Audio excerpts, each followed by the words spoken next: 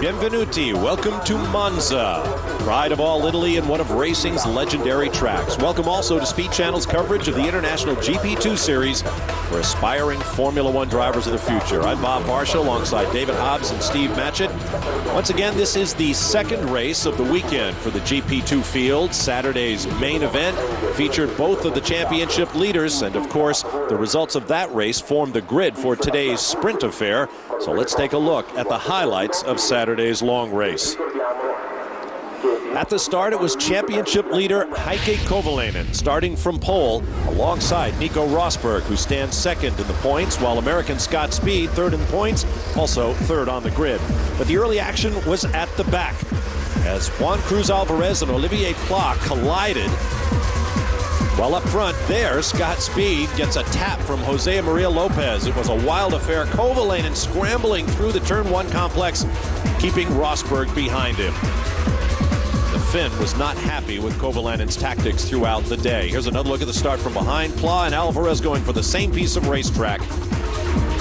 That brought out the safety car, and on the restart, Scott Speed pulled in after that touching incident with Lopez down at turn one, so he's out of the race. More action up at the front. Kovalainen loses out the first part of the chicane, but manages to hold off Nico Rosberg. And alongside him now is his teammate Olivier Prima, and look at this. Huge crash ensues, no damage to Rosberg at all. Never do that. Teammates should never get into each other. Another look, this time from the back. The two guys, Prima and Rosberg. Dramatic moment, but nothing compared to what happens to the marshals. Put your eyes to the left of the screen and pick up the marshal. One being dragged back by a colleague and just avoiding some dramatic injuries by that flying debris from the back of the car. Lots of graziers later. Now how about going on board with an Esto Viso? Check this out.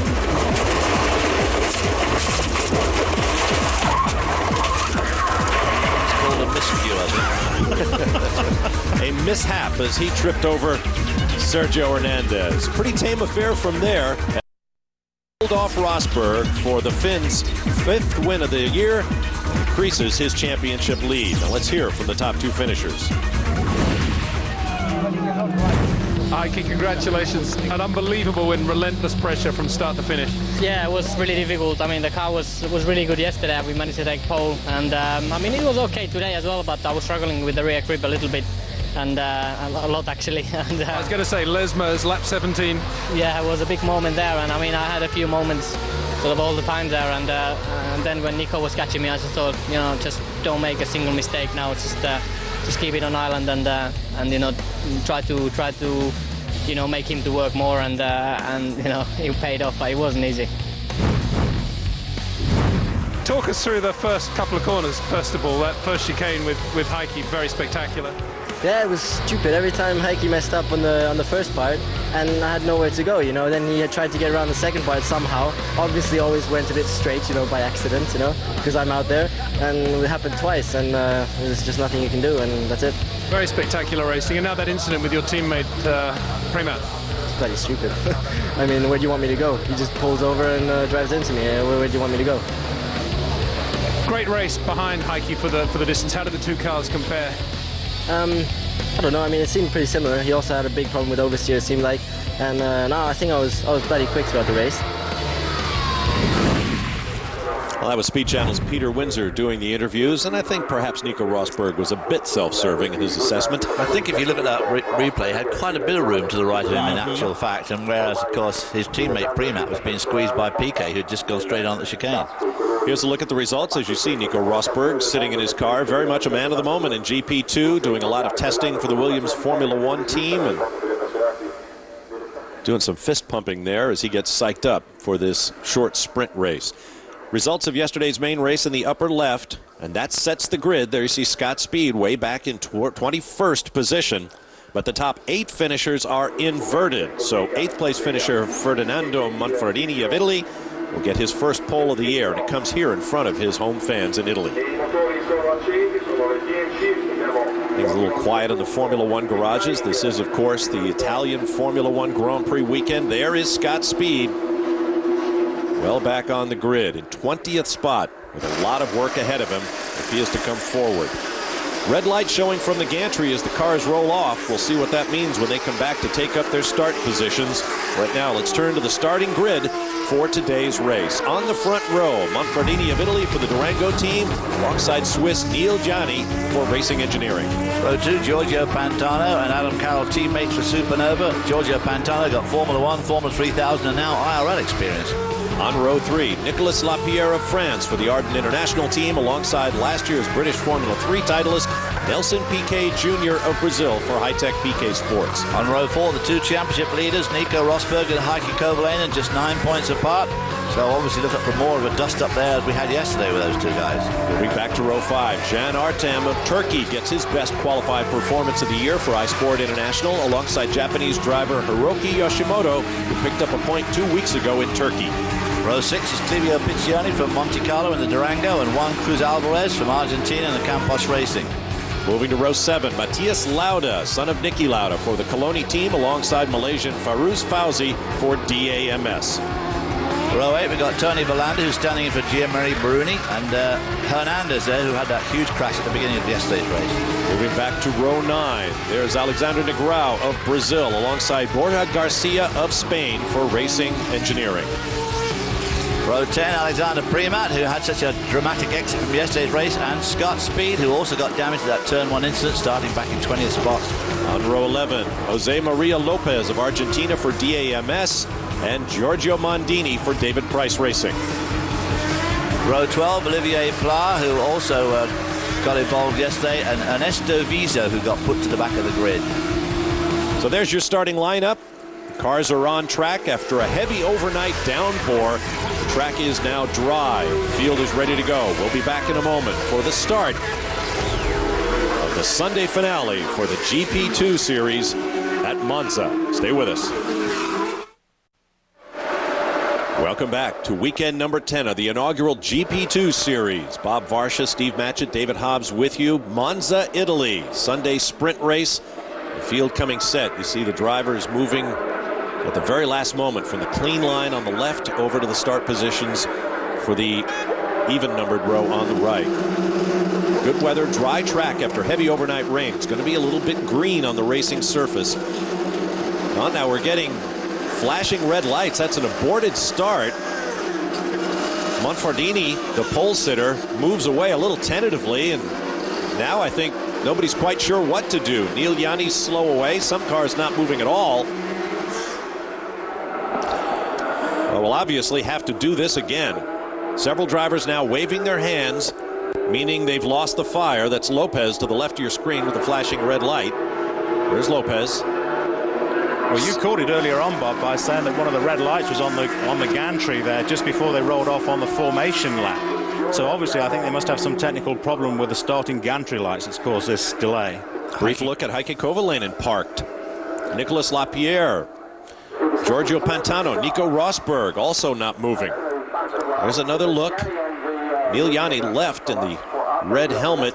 Starts to move and then stops again, yeah. So obviously a major problem here. The drivers are confused as everybody else, I guess, with the light situation. Obviously a problem with the lights. Well, if it's a light malfunction, and we're hearing preliminarily that that's the problem, then no one would suffer for not coming off the grid. I would assume that everyone will take up their grid positions if it is in fact the official's problem and not the field. And there's a safety car making its way to the head of the field again. So now they'll have to bring the safety car and the field around and do it all over again. They'll probably, well, I was about to say they'll probably remove one lap for the race distance, but I'm not sure that that's the case. David, have you ever seen anything like this before? I haven't. I mean, there's been some funny old starts. Of course, once you get these lights involved and they go wrong, then of course it's like all things with computers. Everybody's powerless. No one knows what to do. Right. Well, to the new rules in F1 now, you see, they don't delay the start of the race. If anybody stalls on the grid, they immediately set on a formation lap, which I think is what caught these guys off guard. With a technical problem with the lights like that, yeah, I can only assume they're going to have to start behind the car. And I assume they will take one lap off the race distance because everyone will have used some fuel. We'll take a break and sort it out. Welcome back to Monza in Italy and the Sunday sprint race on the GP2 International inaugural season here on Speed Channel. Bob Varsha, David Hobbs, Steve Matchett with you. after an abortive attempt to start this race. We understand now it was a malfunction of the start light, so all of the drivers will assume their original starting positions on the grid. They're all running. They'll come to their start positions. They will come around behind the safety car, I should say, and start in a rolling start. Yeah, of course, which is not very good news for Scott Speed. He's 20th on the grid, but of course now they're in single file. That means he's at least 3/4 of a mile behind the leaders, who are behind the safety cars. They come down to the Parabolica. The safety car lights are already out, so people will be getting ready to start. You can see the track's a bit damp. They had a heavy thunderstorm overnight. The humidity's up a lot today, but as you can see, it's a lovely morning on board there with Lapierre. Let's talk about the difference in performance between these cars and their predecessors from the Formula 3000 series. Last year, Vidantonio Luzzi sat on pole for the F3000 race. Every driver in today's field, 24 strong, beat Luzzi's time. You see the field coming up to speed. I believe the race is starting on the other side of the track. Well, we're much more interested in the safety car pulling up at the back here to go through. Mr. Director, please, there we go. Yeah, the race is underway. You still see that red light. The second red light is still on the start. And there, Neil Yanni slides into the lead ahead of Ferdinando Monfordini and then bounds over the turn 2 chicane. We're going to see a lot of that, I have a feeling. On board with Nicolas Lapierre again as they come through the Curva Grande down towards the Della Rosa chicane. Giorgio Pantano and Adam Carroll, 3rd and 4th. There's Pantano in the black car with the bright yellow helmet, racing in front of his home fans.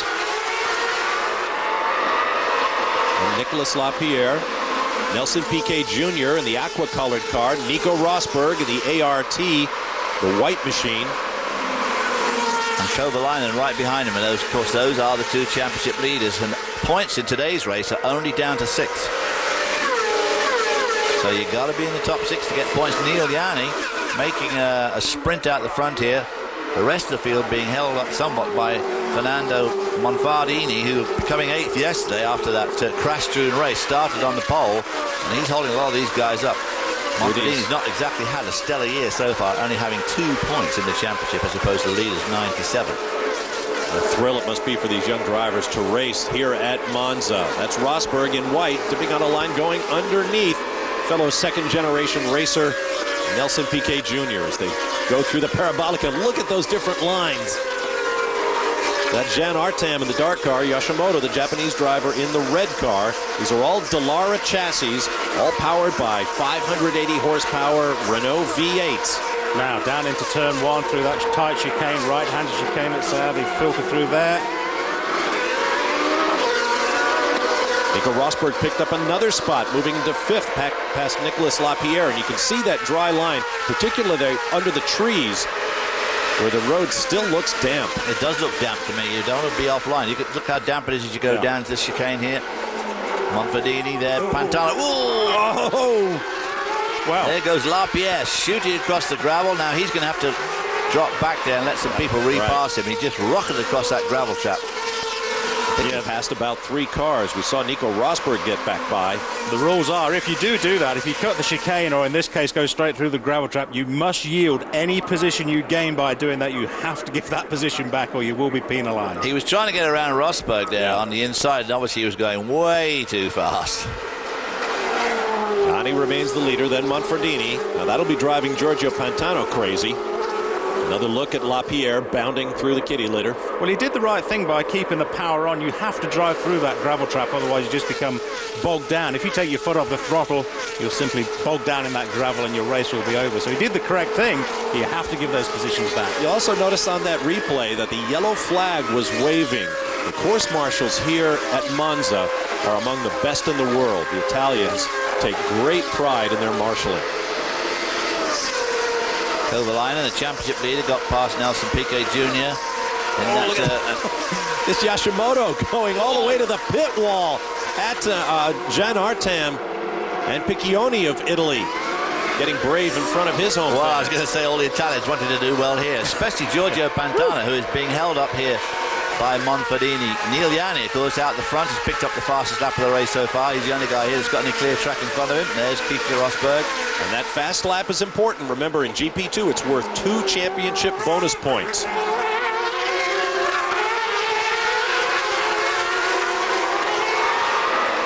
dashing through the chicane and down to some of the most famous corners in racing, the Lesmos. This is number 1. Yanni leads the field into Lesmo 2. There's your top 4. We'll be back. Sports talk for car guys. The subject is motorsports. That's what it's all about. And Dave is in the middle of it all. Wind Tunnel live tonight, 9 Eastern, only on Speed. The V-chip.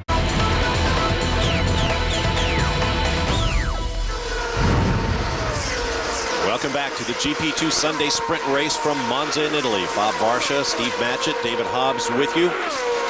On a more serious note, as you watch the racing, Speed Channel would like to invite you to join us in supporting the relief efforts along the Gulf Coast for those affected by Hurricane Katrina. If you'd like to help out, you can contact the American Red Cross at www.redcross.org or by phone at 1-800-435-7669. If you'd like to donate to the Salvation Army, that website is www.salvationarmyusa, all one word, .org. The phone number for donations, 1-800-SALARMY or 1-800-725-2769. Please donate to help the victims of Hurricane Katrina. Still 1 or 2 wet, damp patches around this track, Bob, isn't there? The sun's getting stronger all the while now, still particularly early in the morning, and that'll dry out, I'm sure, for the F1 race. But you guys were right earlier on when you said they've got to be careful. Certainly in the shadows where the trees are, a lot of damp around. Nico Rosberg, as you saw in the graphic, has picked up provisionally the 2 bonus points for fast lap, but we've got a long way to go. 16 laps of this 20-lap race. That's always a nice little boom, bit of tail wagging there. On board now Giorgio Pantano, who is still stuck behind Monfordini, and right behind him is his own teammate Adam Carroll. Oops. Olivier Pla has swapped ends. Boy, his weekend is not going well at all. Starting toward the back. He's usually the star of the Sunday race. For several races in a row early in the season, he managed to finish 8th in the Saturday long race, so he wound up on pole for the Sunday race and then just disappeared over the horizon to victory. Yeah, there we see that group, Monfordini, Pantano and Carroll. Adam Carroll in the last 3 races has passed 50 people. He could do the same thing again today. He should win this country mile, but oh yes, he started dead last a couple of times, but he's struggling today. He can't get past his teammate, and his teammate is having an awful job getting past Monfordini, which I find surprising. I would have thought Pantano was much quicker than Monfordini, but obviously that's not the case. Of course, that's great for Nico Rosberg there, who's right behind Adam Carroll now as they go through the Della Rosia chicane. We expected Pantano might be a bigger factor in this championship, given all of his experience, but it hasn't been that way. He hasn't a lot of picked up a Formula win 3000, did some Formula 1 last year, quite a bit of Formula 1, and then did the IRL race at Sonoma. We're watching a replay. That's Matthias Lauda and Farouz Fauzi. A couple of absolute star drivers there, Fauzi and Matthias Lauda, who unfortunately is not exactly the same as his dad so far. I think that's Olivier Pla going slowly through the Ascari chicane after that spin. Take himself back to the pits. There you see him on the left of the screen. Pla picked up a couple of victories in the Sunday sprint race at Silverstone in England, Hockenheim in Germany. It's a terrific series, really, upping the horsepower of this developmental series, sort of the minor leagues of racing to the major leagues of Formula One. The young drivers, they average an age about 21 years old. And that is skewed by a couple of people like Giorgio Pantano, who's a good bit older than the others. Talking Pantano, here we are. But what a lineup of championships in smaller series. Piquet Jr., a great example. The youngest British Formula 3 champion ever at 19 years of age. Here he is in GP2. More positions swapping going on. Speaking of Nelson Piquet Jr., you just saw him in that Unicard-sponsored car. In front of Yoshimoto in the red car. Now we're having an interesting look at a bit of empty pit lane, which of course is excruciating. That's why we're looking at it. It's Olivier Pla. He'll be here any minute. This is whoa! Swapping ends, Ernesto Vizo. Right in front of Fauzi. That's down in that complex. It's known on the track map as turn 1, but as you can see, it's basically corners. This is Yasumoto and Piquet. This is a separate corner. That's at the second chicane, Della Rosia. Yeah, there's always a lot of effort to try and pass people there. I think that's back to Olivier Pla. Is the car being dragged away from turn 1. And back at the second chicane, there is Piquet climbing out with front end damage. Oh yeah, the front of the nose off and damage to the wing. I mentioned reigning British Formula 3 champion, but his GP2 season has been awful and he is unhappy. Stay with us. On an all-new... Welcome back. Neil Yanni of Switzerland leads the Sunday sprint race at Monza, the GP2 International Championship here on Speed Channel. Bob Varsha with David Hobbs and Steve Matchett on board with Manfredini, looking back now on board with the man chasing him, Giorgio Pantano. We saw from that shot just a few moments ago that Adam Carroll had disappeared to be replaced by Nico Rosberg. So obviously something's happened there.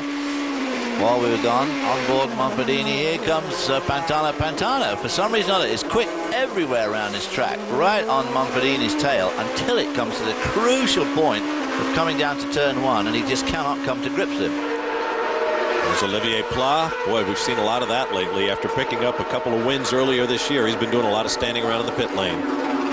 Here comes Yoshimoto, BCM competition car into the pits. Of course, yesterday's race is a compulsory pit stop. Today it's the last thing you need. There's Pantano all over Manfredini.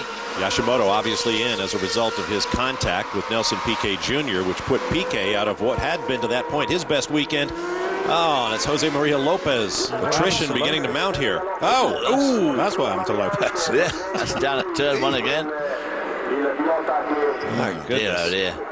Yeah, a lot of head shaking going on I was this just going to say, the old driver head shake on that longest walk back to the pits. Well, for him, it's not too far. There is Neil Yanni, a winner earlier this year at the Hungaroring, looking for his second. And there's Nico Rosberg. Behind him now is Adam Carroll, so he must have got around him somewhere. Yoshimoto coming back on the track. That's good news for the lead singer from the Japanese rock band DOA. We've seen this over and over again. On Sunday, the 8th place finisher on Saturday just takes off. Yeah, it's just disappears. There's very rarely a battle for the lead on Sunday. Well, of course, our pole sitter really is Manfredini, who is actually holding everybody up. Here's Pantano, as close as he's been yet, but you just can't make it if you're too far back. I mean, you can outbrake somebody if you're right with him, but he's just not close enough. Meanwhile, of course, he's got Rosberg breathing down his neck, who's just done the fastest lap, catching these two up. So Rosberg now a major threat. Oh, now who is this? Nicolas Lapierre with a heavy left side impact. Boy, that's coming off the parabolica. That is not a good place to exit the road, left. No, it's not. But again, he did the right thing by taking his hands off the steering wheel. We'll get to the point, you know, when the car's gone, you want to take your hands off that steering wheel, because as soon as it contacts the Armco, it'll really snap. And if you're trying to hold that steering wheel, you're likely to end up with broken wrists. Boy, old Pantano struggling to get around Manfredini. Looking at his mirrors now, seeing Rosberg coming up there. There's Adam Carroll. Rosberg may be the most aggressive driver in this series. And there, of course, is Kovalainen, our championship leader. And he has to stay close to Rosberg or finish ahead of him if he can. Only 9 points separating them coming into today's race. And there's only 2 more full rounds of 2 races per round to go in this inaugural season for GP2.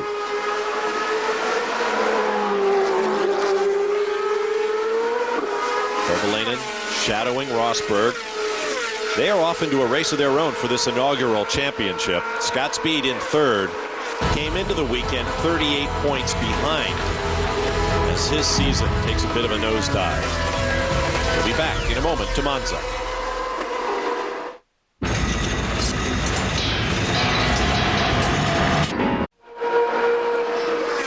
Welcome back to Monza, Italy, in the Sunday sprint race on the GP2 International Championship from Monza. Neil Yanni remains the race leader.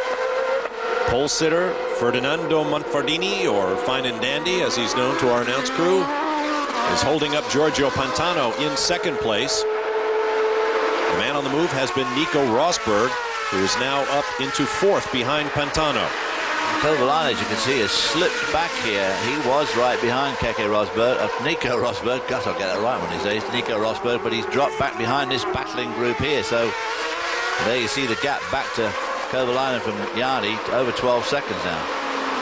Oh, there's a spin at the back, and that was about where American Scott Speed was running, but worked his way. Looked like his car, I'm afraid, a dark car. Right, exactly. That's exactly where he was lying, right back there. Started 20th, came forward to 10th, and had a piece of that bonus for a fast lap, but I'm not sure what happened to Scott Speed. We'll have to keep an eye on that. These guys seem to be able to run reasonably close to each other. Just like the Formula One counterparts, of course, they're trimming aerodynamics off the car. They want to keep the drag and the aero down to a minimum to try and give them good straight line speed. But of course, these cars go. Well, something coming off the car. It looked like a piece of the exhaust system. Remember, these cars have got that unique 8-into-1 exhaust system, and that looked like the tailpipe coming off the car. It did, didn't it? But these cars have some ground effect styling underneath the car, which helps with aerodynamic efficiency around the track, because you can run close to the car behind, but the turbulence coming off the leading car doesn't wash off the front wing, so that the car remains relatively stable behind, so they can run reasonably close to each other in this series. There you see the running order. The top 6 will score points. On Saturday, 8 drivers are awarded points. On Sunday, just 6. There's Scott Speed, still shown in 10th. Look at this now, Nico Rosberg all over Giorgio Pantano. Pantano, of course, been frustrated by just couldn't get around Monfordini, and now he's fallen back into the clutches of Nico Rosberg, and quite honestly, I wouldn't give much for his chances. Look at that. I think that's the tailpipe of the exhaust system coming off the car. Boy, that could do some damage. Yeah, that's Alan Carroll there, just in front of Piccioni, Alvarez, and... Well, it certainly would affect the performance of the engine, but a bigger concern to the team, I'm sure, is the heat generated underneath from those pipes that would go into the tailpipe. Where is the heat dissipating? Exactly. It's right onto the carbon fiber Melting your bodywork. suspension. Well, carbon fiber bodywork and suspension, exactly, yeah, so meltdown point coming up. Flashing onto the back straightaway. This is the Parabolica, Italian television, giving us a pretty creative story to tell in terms of pictures. We keep talking about long race, short race, Saturday, Sunday. In the GP2 Series, if you're not familiar with it, Saturday's long race with a mandatory pit stop is 180 kilometers, about 112 miles long. Ooh, down to that turn 1 there, old Pantano having a look, keeping Rosberg at bay. On board with Pantano. Today is Sunday. The sprint race is 50 miles long with no required pit stop. Yeah, David, when you were saying earlier on, on Sunday, if you dive into the pits, it's just going to cost you so dear. And that's the reason, the sprint race, you just can't afford the time. You lose so much time here anyway at Monza because it's a long in and out on the pit straight. Of course, the pit straight is the fastest part of the track. So when you're creeping down the pit lane, you're losing so much time. But because there's so few laps in a sprint race, the last thing you want to do is pit. Yeah, absolutely done for, yeah. Look at these, the Monfordini holding up Pantano right in front of Rosberg. Leinen got by Alvarez, picking up another spot into 6th place, the final points paying position. Oh, there's Scott Speed back in 17th. You're right. Yeah. That was him sprinting. It must have been. Scott is in danger of dropping to 4th in points. If Alex Premat, who was only doing the math about 6 points behind Scott Speed coming into today's race, so the American's going to try to hold on. Of course, Premat was the guest of honor in that accident yesterday, that huge wreck, tipped into a spin by his teammate Nico Rosberg, clouded the trackside Armco. You see how the wing is laid back. Sorry, Dave, I was just going to say, see how the wing is laid back here. All the cars are identical, and all the cars supplied by Dallara. I think they supply...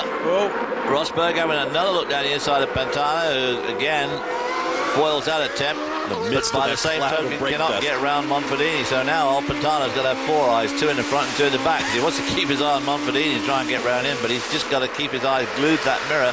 Meanwhile, Neil Gianni up in front, of course, is just looking at this and thinking, this is the best thing that could have ever happened to me. Down to the Della Rosa chicane. Puff of blue tire smoke. That might have come from Gianni up ahead. Ooh, Pantano right up on Monfordini now. Monfordini using everything in the book to keep him behind. So coming to Lesmos. Fast corners here. These cars follow pretty well, don't they, Steve? I mean, considering these are pretty aerodynamic cars, they do well in the draft. They do. As we were talking about earlier on, I think a lot of that is that ground effect styling underneath the cars, which has been banned in Formula One to a great degree. And the great ground effect cars of the 80s would generate huge amounts of downforce. Bring it back. Well, there is an argument for that. Frank Durney, one of the old school engineers from Formula One, when we're talking about, how to improve overtaking in F1, a lot of people are saying, take the aero efficiency off the car. Frank Durney's argument has always been, put it on. You want downforce on the car. That's what allows you to run close and stick into the corner. Now this is where Pantano seems to lose out. He's right behind Monfordini as they go into the Parabolica. And Monfordini seems to have done his homework here, because look, he pulls away all the way through there. Pulling away, pulling away, pulling away. Pantano is still on his draft, but of course he's a long way behind as they come down to turn 1, which is a long way to go. And of course he just cannot make up the ground. Meanwhile, Rosberg is right up his exhaust pipe. Well, you heard his throttle control going through. Oh, Pantano so busy trying to hold off Rosberg that Overcooked it. Oh, well, that's it then. So that's going to break things up big time. And Rosberg will say thank you very much. There goes Neil Yanni, the race leader. Monfordini now with Nico Rosberg on his tail. This could be a different story. I think Rosberg will probably be able to dust off Monfordini. Well, Monfordini spoke with our Peter Windsor yesterday. Here's another look at Pantano. God, man, elbows up. He nearly clipped the back of Monfordini's car there. You can see his hands. Monfordini's car, look. Yeah. That is close. Yanking on that steering wheel. So Pantano exits. Nico Rosberg moves up one more spot. Stay with us.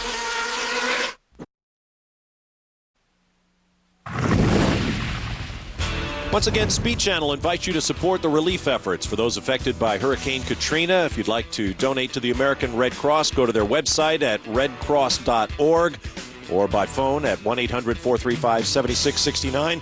The Salvation Army is accessible at salvationarmyusa.org. Their phone number for donations, 1-800-725-2769, or contact your local charities, but please help. Back to the action at Monza. There's race leader Neil Yanni.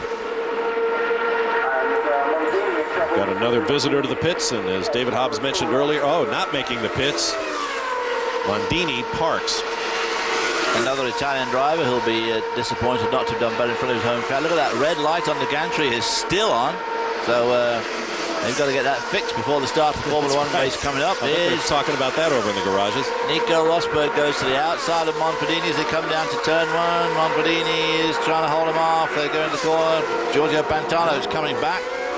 I mentioned earlier that Peter Windsor spoke with Mondini as he gives it a big power slide off the corner. Mondini lives not far from this racetrack, so I bet he has a lot of experience here and knows how to keep somebody behind him. He's certainly done a good job of that so far, but I think he's finding that Rosberg's a different kettle of fish to Giorgio Pantano. Here comes Rosberg down to the second chicane. No, still stuck behind him. Pantano now back in the action after missing out that first chicane, but he didn't overtake anybody, so he's okay. Won't be any sort of a penalty for that. 5 laps to go. We'll be with you to the checkered flag without another commercial break. Blasting along the Curva del Serraglio. With apologies for my Italian.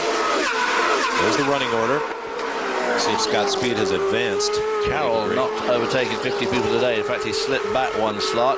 Kovalainen now back in 6th, so he's got 1 point. Scott Speed now in 16th.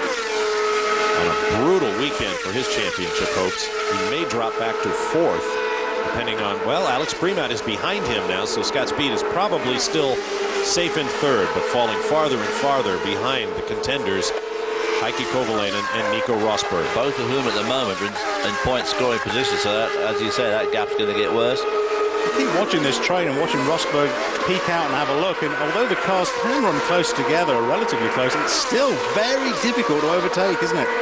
He's having a look now. Yeah.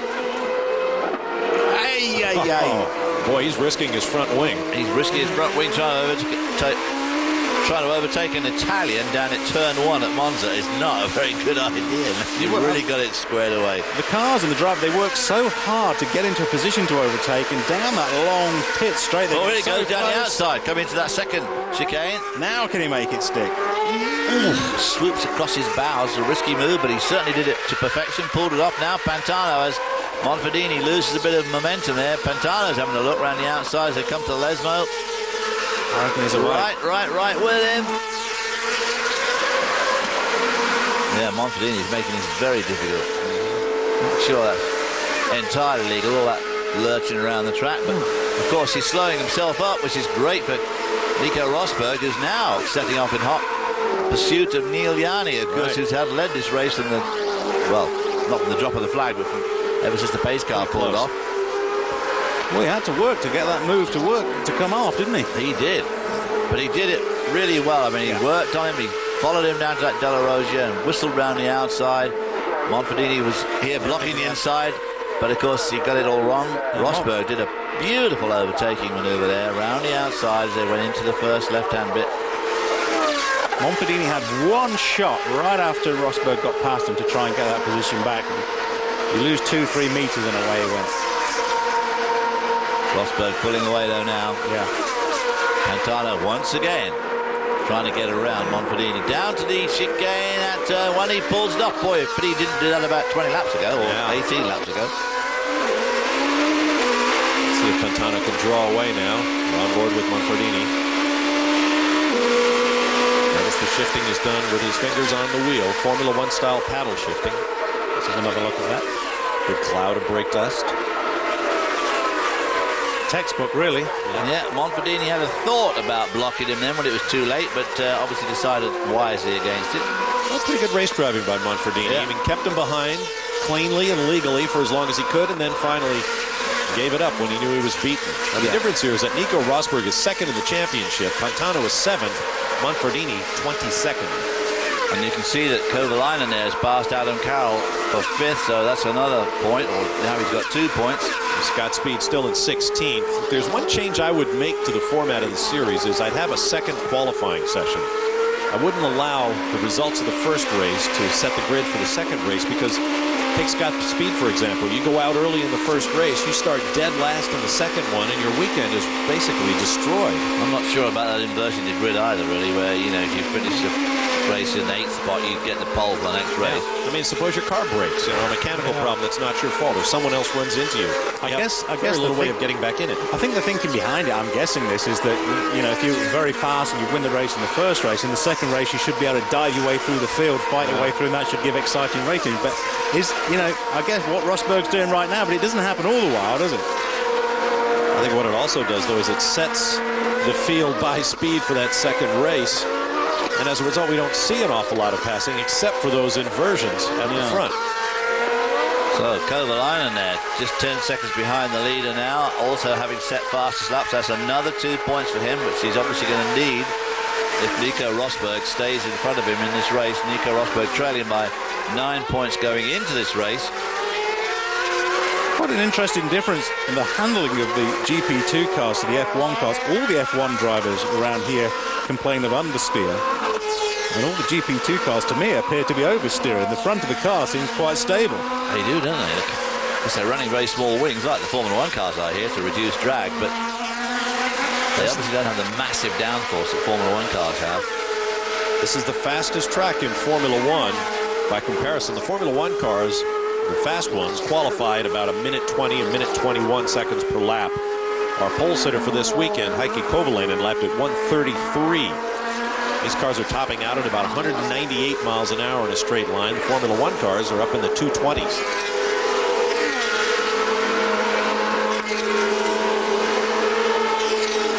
It's still a pretty brisk speed, you know, around about 138 miles an hour. Heikki Kovalainen did yesterday for pole. That's getting on with the pro. That would be pretty fast on most Formula One circuits, but of course the Formula One cars here averaging around about 160. Yeah. Well, that's a true driver's statement, David. Pretty brisk. It'd be way too fast for me to control. Wouldn't get me anywhere near these cars. One lap to go.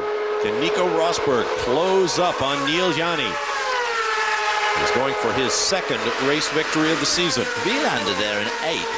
I mean, he only sat in this car for the first time, what, yesterday or the day before? That's the first time he's ever driven one of these things, so he's running 8th. That isn't too shabby. Still haven't heard the end of that story. Gianmaria Bruni, the former Formula One driver with Minardi, basically arrived at the racetrack on Saturday and said, I'm done.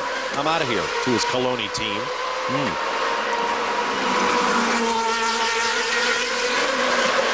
Rosberg still closing up. And of course, Nico Rosberg just probably fuming that he got held up there by Pantano and Monfordini, because now look at him right on the heels of Neil Yanni, who's had a very, very easy run of it with Monfordini playing, you know, backer for him or keeping everybody else at bay. But now this whole thing's coming unglued quick.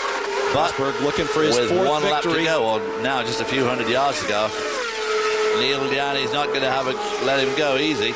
Down to the parabolica here for the last time. Yanni's car had a lot of oversteer, a couple of corners go, but and a lockup as well, trying to keep Rosberg off, but Rosberg's too far back now. I think Nico Rosberg just had an epiphany. I'm in second place. The championship leader is behind me. Why am I going to try to challenge this guy and risk it all? Good point. Second victory of the season for Swiss Neil Yanni.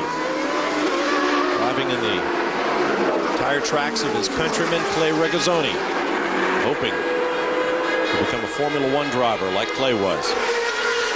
Meanwhile, further back, a couple of more battles for position. Alex Negrão, Clivio Piccioni.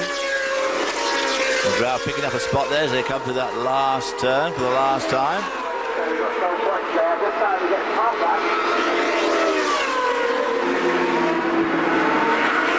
Well, that was a pretty tense race. We saw quite a bit of action. We saw a lot of people running into each other as we did yesterday. These guys obviously give no quarter. They're all desperate to get the job done. And as you said earlier, Bob, the average age is only about 21, and even that's skewed. We've got some 19-year-olds and 20-year-olds in here.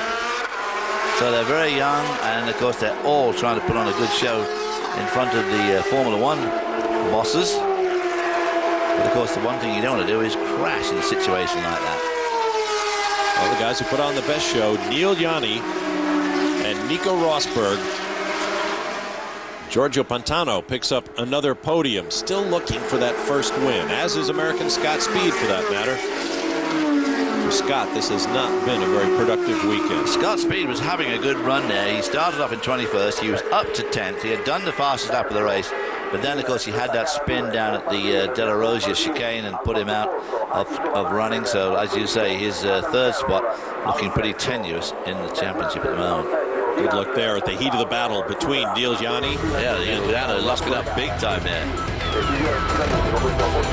Victory to the Swiss. The Finn finishing second, though Rosberg does race under the flag of Germany. We'll be back in a moment to Monza. Welcome back to Monza. There's KK Rosberg. His son raises the trophy for his second place finish, coming from 7th on the grid to 2nd, and most importantly to Rosberg, finishing ahead of his championship rival Heikki Kovalainen, and closing up that points gap just a bit. Giorgio Pantano there, spraying the champagne first. Pantano just squeaky onto the podium, and of course Monfordini, who lay second for so long in that race, not making the podium at all. There's another look at KK Rosberg, the father. It's become a bit of a joke in the GP2 Series. We always have to have a shot of KK Rosberg in the show, so there it was. And now for a look at the final results with David and Steve. Well, there you see it, Neil Yanni with his second win of the year. Nico Rosberg picking up some valuable points there. Giorgio Pantano, Monfordini having a good run, but getting just off the podium. Kovalainen making it back to 5th. Adam Carroll dropping from 4th to 6th. Hernandez coming 7th, no points for him. And Tony Verlander having a great race into 8th, though, having sat in the car till yesterday. I think a couple more laps, and Rosberg may have had another shot at taking that race win, but he didn't come off, did he? Scott Speed down there in 15th in the iSport International car. But no points, of course, for that. No. Alexander Priemat, who was just behind him in the championship, also getting no points at all, down in 18th spot, so he's had a pretty miserable weekend. Here are the driver points, still at 99 to 93, so Rosberg creeping ever closer to Kovalainen, not many rounds left. Scott Speed still in 3rd, but look at him, 30-odd points behind now. Bruni obviously out of the running now as he's gone away from the series. Lopez losing some points there. Vizo, Hernandez, Lauda, Artam, Negrão and Ryan Sharp from England all losing points. Not that they've got many to start with. Let's have a look at the team points. Oh, Grand Prix, look, they're really starting to pull away now, aren't they, in first position. 146 points way out in front. Arden International in the chase for second. Only 2 teams in 3 figures, 117, all the rest in 2. Right down the bottom, Campos Racing, 3 points on the board.